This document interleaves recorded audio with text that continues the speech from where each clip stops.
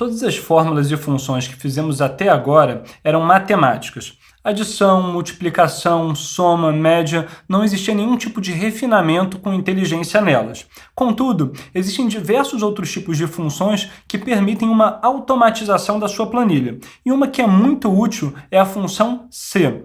Essa é uma função condicional, ou seja, ela te retorna um valor de acordo com o resultado de um critério que você estabeleceu. A gente vai usar a nossa planilha aqui de notas escolares para fazer um exemplo de uso da função C e chegar no melhor uso dela para automatização da sua planilha. Para isso, a gente vai querer colocar um status de aprovado ou reprovado por aluno, de acordo com a média anual que esse aluno obteve.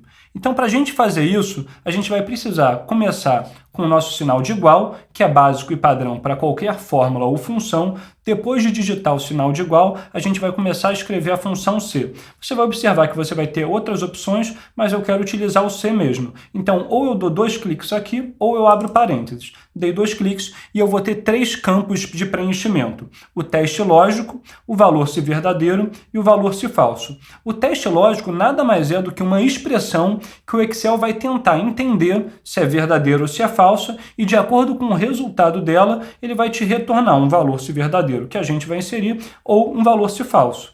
Então vamos só entender isso melhor. Eu quero ver se a minha média é maior do que um padrão que eu determinei para eu passar de ano. E esse padrão é a nota 6. Então o que eu escrevo? Eu escrevo a minha referência de célula, G6, que é a minha média do João Santana, maior, sinal de maior, do que 6. Então, o que eu estou dizendo aqui? Se G6, que é essa nota aqui, for maior do que 6, eu vou ter um valor verdadeiro.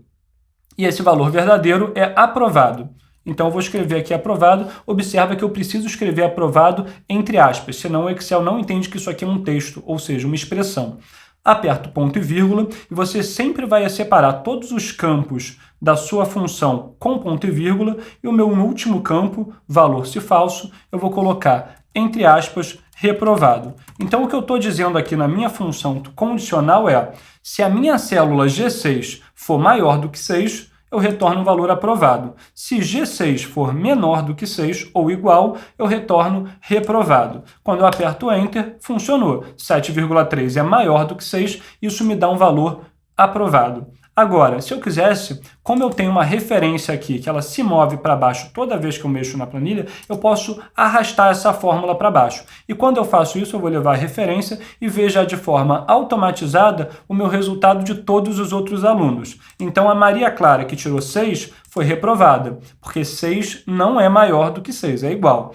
E a gente teve também outro aluno reprovado, que foi o Marlon Dias. Nesse caso, 4,5 é menor do que 6, então ele está reprovado. Você também poderia utilizar essa função de uma outra forma. Ao invés da gente utilizar aqui maior do que 6, a gente poderia utilizar menor do que 6. E vamos ver como funciona dessa forma.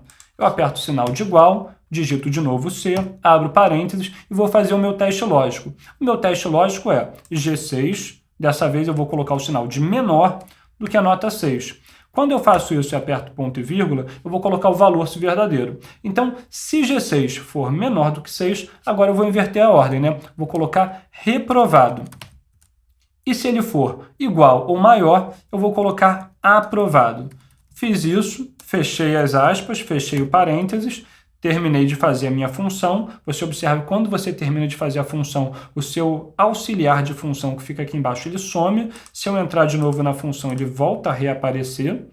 E pronto, quando eu termino, é só apertar o Enter, que eu vou ter aqui aprovado. Observa que como eu mudei um pequeno critério, eu vou mudar o status da Maria Clara. Quando eu faço isso, a Maria Clara passa a estar aprovada. Isso acontece porque a nota dela, que é 6, não é menor do que 6, é igual. Se eu quisesse, eu poderia botar um critério aqui de menor ou igual, ou colocar 6,1, e nesse caso ela voltaria a estar reprovado. Então você observa que sempre que você faz qualquer tipo de mudança na sua formatação condicional, você também pode mudar o resultado que ele te proporciona.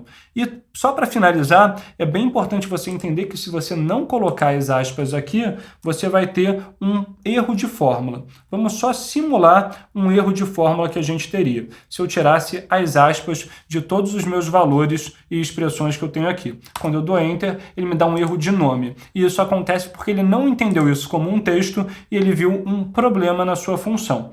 Então, só para a gente deixar bem claro, quando você está fazendo a função condicional se você quiser que a resposta seja uma expressão ou texto, você precisa colocar essa resposta entre aspas. Quando você faz isso, funciona perfeitamente.